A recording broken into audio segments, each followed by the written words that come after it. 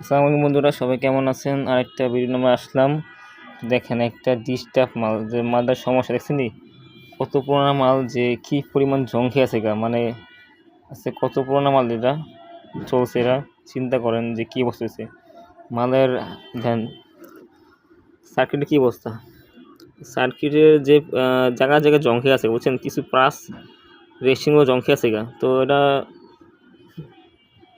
ঠিকই অবশ্যই, সার্কিটটা সমস্যা নাই, ঠিকই হইব, সার্ভিস হইব অবশ্যই। ট্রান্সফার নষ্ট হয় নাই।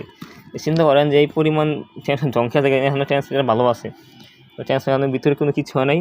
তো যা আবার বাড়িতে জংখা আছে গা, সার্কিট একটু সমস্যা হয়েছে অবশ্যই, ঠিকই হবে এটা।